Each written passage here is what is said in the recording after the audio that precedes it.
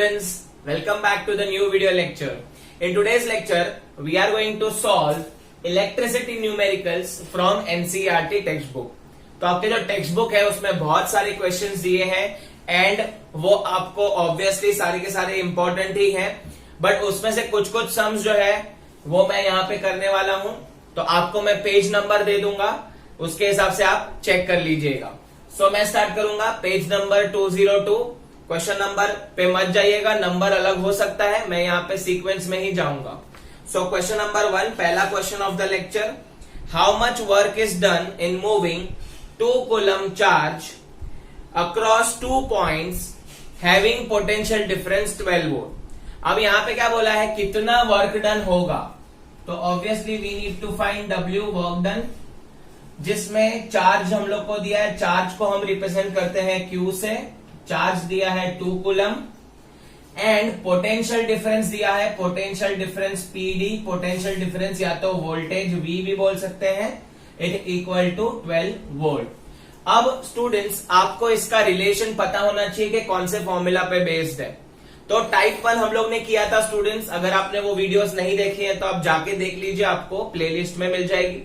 सो यहां पे हम फॉर्मूला अप्लाई करेंगे तीनों को रिलेट करता हुआ. So V is equal to work done upon charge. हम लोग ने देखा है स्टूडेंट्स इसका formula. Potential difference is nothing but work done to move a 1 coulomb charge from 1 point to another point. So potential difference is 12 given to you. Work done नहीं पता, ये 2 है, तो work done is equal to 12 into 2. So work done is equal to 24. अब ये work done है तो obviously इसको हम लोग किस में लिखेंगे, जूल्स में लिखेंगे. तो आंसर आएगा 24 जूल्स. वर्क डन है, राइट. सो वर्क डन है, एनर्जी है, उन सबको हम लोग किस में लिखते हैं, जूल में लिखते हैं. अब स्टार्ट करेंगे स्टूडेंट्स नेक्स्ट क्वेश्चन से. पेज 208 पे, ये मैं यहाँ पे ऑर्डर में ही जा रहा हूं 1 2 3 4. आप क्वेश्चन नंबर्स अलग हो सकते हैं, वो चेक कर लेना. सो पेज 208 पे क्या क्वेश्चन है. The potential difference between electric heater is 60 volt when draws a current of 4 ampere. What current will heater draw if potential difference is increased to 120? अब यहाँ पे दो कंडीशन है स्टूडेंट्स. पहले कंडीशन में जो है हीटर, उसका वोल्टेज हम लोग को बोला है 60 वोल्ट है और करंट कितना ड्रॉ कर रहा है, करंट ड्रॉस करंट ऑफ 4 एम्पियर. अब नेक्स्ट कंडीशन में बोला है कि अगर वोल्टेज हमने बढ़ा दिया, वोल्टेज हमने 120 कर दिया, तो कितना करंट ड्रॉ करेगा, मतलब कितना करंट इसमें से पास होगा. अब स्टूडेंट्स यहाँ पे हीटर जो है वो दोनों केस में सेम हीटर यूज किया है. यहाँ पे जो हीटर है और यहाँ पे जो हीटर है बोथ आर सेम एंड इसके अंदर खाली वोल्टेज बढ़ाया है. सो हीटर रिमेन सेम, इसका मतलब रेजिस्टेंस आपका सेम होगा हीटर का.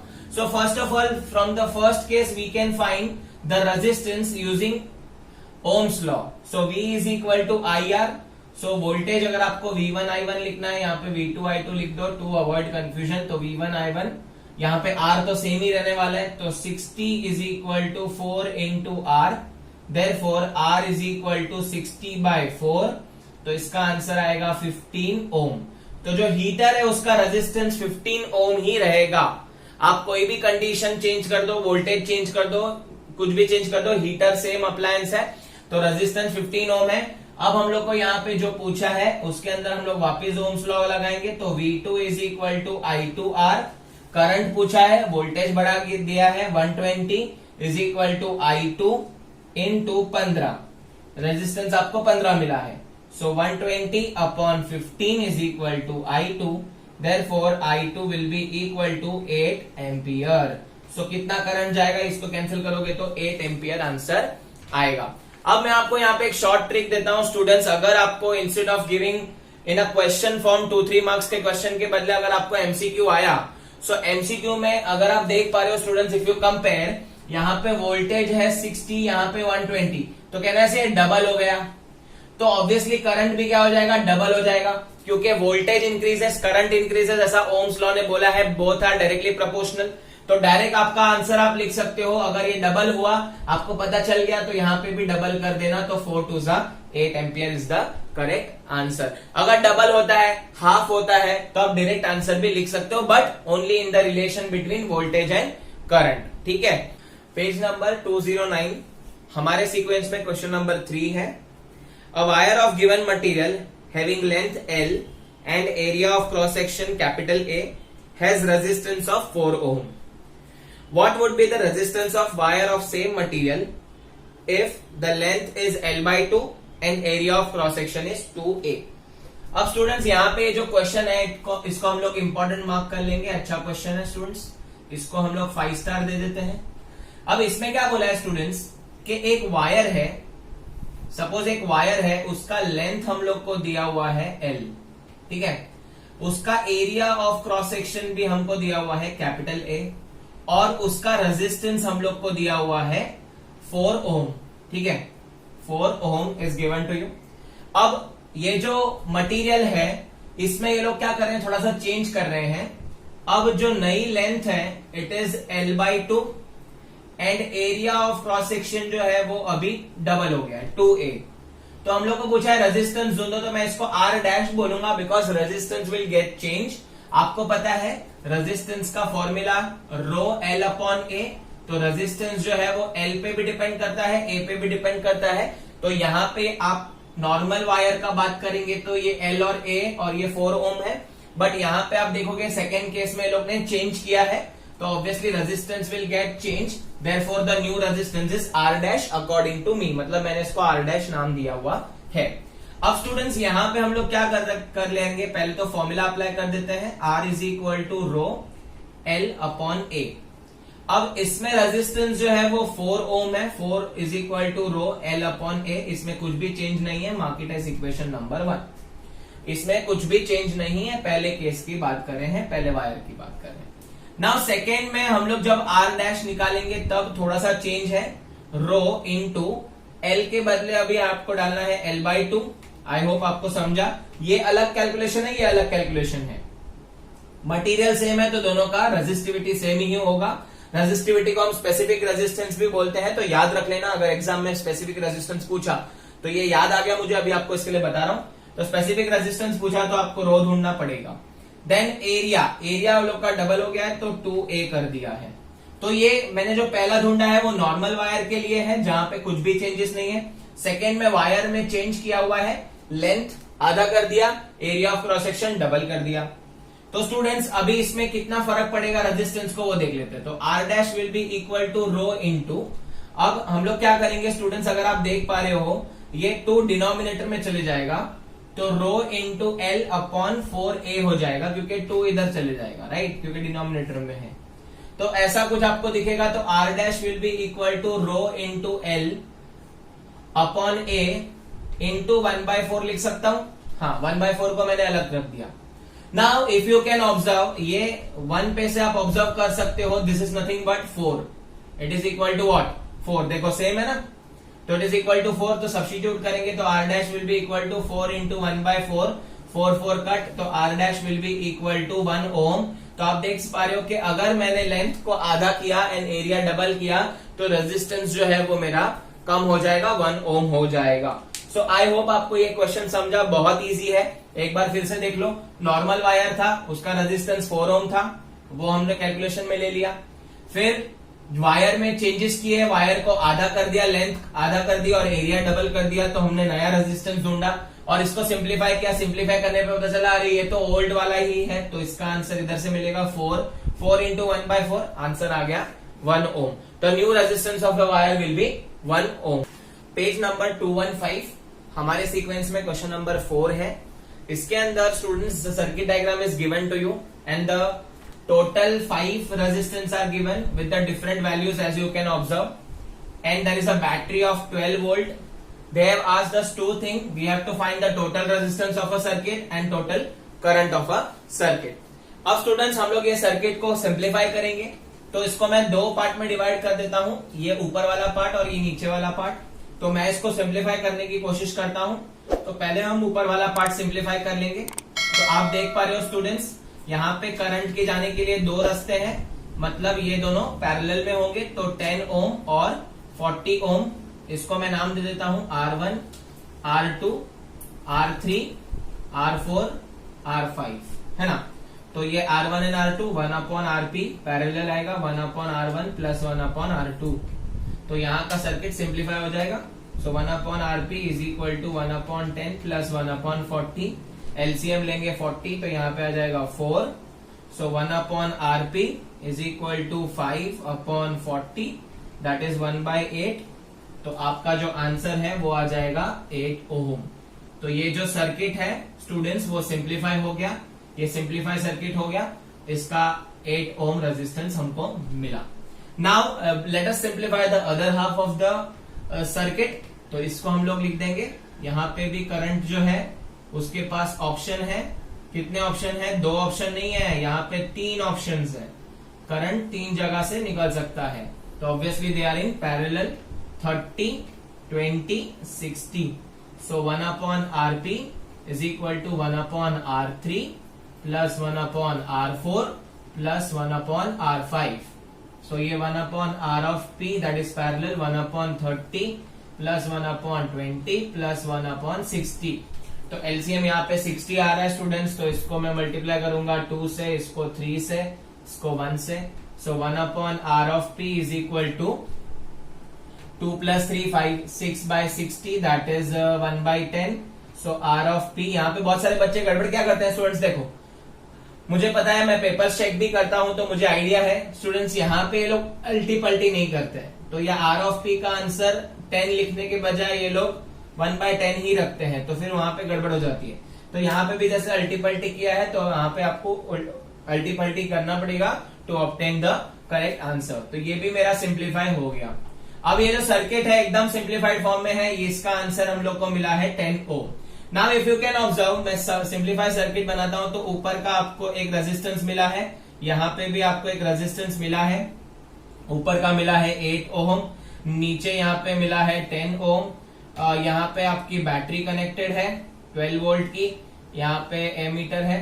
तो आप देख पा रहे हो यहाँ पे करंट के पास कोई भी रास्ता नहीं है, एक ही रास्ता है जाने के लिए, एक ही वे है करंट को जाने के लिए, तो दे आर इन सीरीज। तो आंसर आपका आएगा R of S is equal to 8 plus 10, so R of S is equal to 18 ohm. तो पूरा जो सर्किट है स्टूडेंट्स, पूरा सर्किट, उसका रेजिस्टेंस आपको मिलेगा 18 ओम। तो ये पहला जो क्वेश्चन है उसमें थोड़ा सा आपको मेहनत लगा है, पता है, लेकिन सर्किट सिंप्लीफाई करने से आपको इजीली आंसर आ जाएगा। Let us find out the current of the circuit. So we have got resistance already, तो रेजिस्टेंस की मदद से और वोल्टेज की मदद से हम लोग ओम्स लॉ अप्लाई करके करंट ढूंढ सकते हैं। So total current of a circuit, तो V is equal to IR, V है 12 वोल्ट, करंट पता नहीं है, resistance effective resistance total resistance 18 है, so 12/18 is equal to I। So I is equal to 6 2 6 3 तो 2/3 एम्पियर। आप इसको डेसिमल में कन्वर्ट कर सकते हो। पेज 219 सीक्वेंस में क्वेश्चन नंबर 5 है। अब स्टूडेंट्स यहाँ पे क्या बोला है, देखो, electric refrigerator rated 400 watt operates 8 hours per day. What cost of energy of operation for 30 days at ₹3 per kilowatt hour? अब डेटा लिख देते हैं स्टूडेंट्स, एक रेफ्रिजरेटर है, उसका पावर रेटिंग हमको दिया है, तो P लिख देता हूं। So P is given to you as 400 watt. अब ये जो टाइम है वो कितना चल रहा है, 8 आवर्स पर डे चल रहा है। कितने दिनों के लिए ढूंढना है, नंबर ऑफ डेज है आपका 30 एंड रेट आपको दिया है ₹3 पर किलोवाट आवर, ₹3 लगेंगे 1 किलोवाट आवर के, मतलब 1 यूनिट के। ये किलोवाट आवर मतलब यूनिट हो गया स्टूडेंट्स। अब स्टूडेंट्स आपको यहाँ पे बिल ढूंढना है। अगेन हम लोग ने ऐसे वाले और कॉम्प्लेक्स सम किए हुए हैं प्रीवियस वीडियो में, ये तो उससे भी इजी है। तो आपको यहाँ पे क्या करना है स्टूडेंट्स, आपको सिंप्लीफाइड वे में डायरेक्ट कॉस्ट ढूंढना है।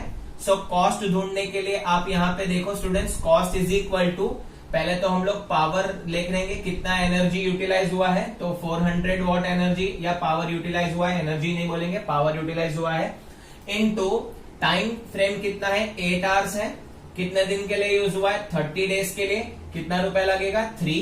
बट यहाँ पे अगर आप देखोगे तो ये किलोवाट आवर में है, यहाँ पे ये वॉट में है, तो डिवाइड बाय 1000 कर लेंगे तो आपका डायरेक्ट आंसर मिल जाएगा। तो ये फॉर्मूला आप खुद से बना सकते हो स्टूडेंट्स। यहाँ पे power P into T into number of days into rate divide by 1000 क्यों किया, because this is in what और ये रेट जो है वो किलोवाट में है, तो इसके लिए। अब इसको सिंप्लीफाई करेंगे, 0 0 कट 0 0 कट, यहाँ पे भी 0 0 कट, तो ये कितना आ जाएगा 72 इंटू 4, तो डायरेक्ट आपका कॉस्ट रुपीस में मिल जाएगा 288 रुपीस। तो कितना इजी हो गया सम स्टूडेंट्स, आप देख सकते हो। Let us move on to question number 6। अब ये क्वेश्चन नंबर 6 जो है पेज 221 पे है, एंड अगेन इसको मैं आपको मार्क करवाऊंगा 5 स्टार, क्योंकि यहाँ पे ये क्वेश्चन भी हम लोग ने पहले सॉल्व किया है, वहां पे क्वेश्चन अलग था। 3 6 ohm resistance are connected in a combination such that to obtain 9 ohm and 4 ohm। अब हमारे पास रेजिस्टेंस अवेलेबल है R1 6 ohm है, R2 भी 6 ohm है, R3 भी 6 ohm है। मतलब यहाँ पे क्या बोल रहे हैं स्टूडेंट्स के हमारे पास 3 रेजिस्टेंस है of 6 ohms। So how you will combine them in series or parallel to obtain, पहले उनको चाहिए 9 ohm resistance एंड देन उनको चाहिए 4 ohm resistance। तो स्टूडेंट्स मैंने आपको यहाँ पे ट्रिक दिया हुआ था कि कॉम्बिनेशन समझने के लिए आपको पहले सिंप्लीफाइड वे में करना पड़ेगा। इसको हम क्या करते हैं स्टूडेंट्स, पहले ही मैं इसको सीरीज में ले लेता हूं, तो R1 plus R2 plus R3, तो सीरीज में लेंगे तो क्या होगा 6 प्लस 6 प्लस 6, तो ये 18 ohm हो जाएगा। पूछा नहीं है बट मैं फिर भी कर रहा हूं ताकि आपको पता चले कि इसमें आंसर पॉसिबल है कि नहीं है। नेक्स्ट मैंने आपको बोला था इसका पैरेलल भी ले लेना, तो 1/RP is equal to 1/6 plus 1/6 plus 1/6, तो ये हो जाएगा 3/6, आया ना, तो ये हो जाएगा 1/2। So R of P is equal to 2 ohm यहाँ पे आपको मिलेगा। अब स्टूडेंट्स आपको मैक्सिमम जो रेजिस्टेंस है वो यहाँ पे मिल रहा है 18 ohm का, और मिनिमम रेजिस्टेंस आपको मिल रहा है 2 ohm का। अब हमको क्या चाहिए, वो कॉम्बिनेशन कैसे बनाना है वो देख लो। अब स्टूडेंट्स आप देख पा रहे हो यहाँ पे आपको एक कॉम्बिनेशन चाहिए 4 ohm का, ठीक है। तो ये कहना सही है पैरेलल से नजदीक है 4 ohm, यस और नो, ये पैरेलल से नजदीक है कि नहीं है, हाँ या ना, ये 2 ohm है, ये 4 है। तो कैन वी चेक कि हम लोग इसका क्या कर सकते हैं, हम लोग इसको दोनों को पैरेलल में लेंगे और एक को सीरीज में रखेंगे, ऐसा कर सकते हैं, हाँ ट्राई कर सकते हैं, क्यों नहीं। So what we are doing, मैं यहाँ पे डायग्राम ड्रॉ करके बताता हूं। तो पहले यहाँ पे मैंने इसको ले लिया पैरेलल में, then I have taken this into series, तो ये 6 को पैरेलल में और ये 6 ohm को इस सीरीज में। तो देखते हैं आंसर क्या आता है। तो पहले 1/RP is equal to 1/6 plus 1/6, तो 1/RP is equal to 2/6, that is 1/3। So 1/RP is equal to 1/3 है, तो डायरेक्ट मैं लिखता हूं R of P is equal to 3 ohm। अब ये 3 ohm है, इसके साथ सीरीज में है, तो R of S is equal to 3 plus 6 हो जाएगा, डायरेक्ट आंसर आ जाएगा 9 ohm। तो कोई बात नहीं स्टूडेंट्स, हम लोग 4 ohm ढूंढ रहे थे बट हमको एक कॉम्बिनेशन मिल गया 9 ohm का। तो ऐसे आप ट्रायल एरर कर सकते हो जिससे आपको आंसर कोई भी मिलेगा। तो यहाँ पे मैंने क्या लिया है, 2 पैरेलल और 1 सीरीज में लिया हुआ है। अब हमको 4 ohm चाहिए स्टूडेंट्स, तो 4 ohm के लिए हम क्या करेंगे स्टूडेंट्स, अभी 2 पैरेलल और 1 सीरीज तो हो गया, ठीक है। Now let us check for 2 series and 1 parallel, चलो वो चेक कर लेते हैं, है ना। तो 2 सीरीज 1 पैरेलल, तो 2 सीरीज एंड 1 पैरेलल, ऐसा कुछ दिखेगा आपका डायग्राम, ठीक है। तो ये 6 है, ये 6 है, ये 6 है, ठीक है। तो आपका R ऑफ S पहले सीरीज में हो जाएगा 6 plus 6 is equal to 12 ohm, ठीक है। और R ऑफ पैरेलल ये दोनों का आ गया 12, अभी ये 12 6 के साथ पैरेलल में होगा, तो 1/RP is equal to 1/6 plus 1/12। अब यहाँ पे एलसीएम ले लेंगे स्टूडेंट्स, तो यहाँ पे आ जाएगा 2 प्लस 1/12, 12 एलसीएम आएगा तो 3/12, इसको रिड्यूस करेंगे तो 1/4, तो R of parallel is equal to 4 ohm. तो ये भी आंसर आपको मिल गया। तो इसके ही कॉम्बिनेशन को मैंने उल्टा करके लिया हुआ है। सो ऑब्वियसली आपको पता है स्टूडेंट्स, या तो दो पैरेलल या तो एक सीरीज में होगा, या तो दो सीरीज एक पैरेलल। ये आपको कॉम्बिनेशन ट्रायल एरर से करना पड़ेगा। बट याद रखना, दो पैरेलल एक सीरीज और दो सीरीज एक पैरेलल, ये आप पहले ले लेना सीक्वेंस में, आपको आंसर मिल ही जाएगा कोई भी क्वेश्चन हो। पेज 221 हमारे सीक्वेंस में क्वेश्चन नंबर ये 7 है स्टूडेंट्स, तो गड़बड़ नहीं करना, बाकी टेक्स्ट बुक का अलग रहेगा। ये सारे क्वेश्चन पेज 221 वाले सारे के सारे एनसीईआरटी एक्सरसाइज के हैं, ठीक है। और इसके पहले के जो है वो इन बिटवीन ब्लॉक क्वेश्चन में से है। How many 176 ohm resistor are required to carry 5 ampere and 220 voltage line. अब यहाँ पे क्वेश्चन क्या दिया हुआ है, देखो स्टूडेंट्स, हमारे पास रेजिस्टेंस अवेलेबल है 176 ओम का, उसके अलावा कोई रेजिस्टेंस अवेलेबल नहीं है, और इनको वो रेजिस्टेंस को कनेक्ट करना है in current of 5 ampere and voltage of 220। मतलब यहां पे एक सप्लाई है जिसमें से 220 वोल्ट आता है, करंट 5 एम्पियर आता है, और रेजिस्टेंस अपना अवेलेबल है 176 ओम, बाकी कोई रेजिस्टेंस अवेलेबल नहीं है। अब हम लोग को बोला है कि 176 ओम रेजिस्टेंस पैरेलल में कैसे कनेक्ट करेंगे, इनको पैरेलल में कैसे कनेक्ट करेंगे, पैरेलल वर्ड दिया हुआ ऑलरेडी है। सो पैरेलल में कैसे कनेक्ट करेंगे ताकि हम इसको इसमें यूज कर पाए। अब स्टूडेंट्स, आइडियली हमारे पास वोल्टेज और करंट ही डिसाइड करेंगे रेजिस्टेंस यूजिंग ओम्स लॉ। तो V is equal to I R, V है 220, I है 5 इंटू रेजिस्टेंस, तो 220 upon 5 is equal to R। So R will be cancellation करेंगे तो 44 ओम आएगा। तो ये सप्लाई लाइन के लिए कितना रेजिस्टेंस इनफ हो जाएगा, 44 ओम का। बट हमारे पास कितना रेजिस्टेंस अवेलेबल है, कितने वाला रेजिस्टेंस अवेलेबल है, 176 ओम। अब हमको इसमें से 44 ओम ही लेना है, तो obviously I will connect them into parallel, ताकि वो पैरेलल से रेजिस्टेंस कम हो जाए और हमको 44 ओम मिले। बट हमको पूछा है कितना रेजिस्टेंस लगेगा, तो number of resistance is equal to total available कितना है 176, अपने पास कितना है 44, कितना रिक्वायर्ड है, अवेलेबल 176 है, रिक्वायर्ड कितना है 44, इसको हम लोग कैंसिल आउट करेंगे स्टूडेंट्स, तो मेरे ख्याल से यहाँ पे 4 से कट हो जाएगा, यस। तो 4 4 16 कैरी 1, यस। तो यहाँ पे लिखेंगे नंबर ऑफ रेजिस्टेंस कितने रिक्वायर्ड है 4, तो 4 रेजिस्टेंस को हम कनेक्ट करेंगे स्टूडेंट्स। देखो 4 रेजिस्टेंस को हम कनेक्ट करेंगे, तब जाके मुझे कितना रेजिस्टेंस मिल पाएगा, तब जाके टोटल सब मिला के मुझे रेजिस्टेंस मिल पाएगा 44 ओम का जो रिक्वायर्ड है। आपके पास कितना है वो मैटर नहीं करता, आपको कितना सर्किट में रेजिस्टेंस चाहिए वो मैटर करता है। तो 44 ओम रेजिस्टेंस ही चाहिए, मेरे को 176 नहीं चाहिए, तो मैं क्या करूंगा, उनको पैरेलल में कनेक्ट करके रेजिस्टेंस कम कर दूंगा और 44 लाऊंगा।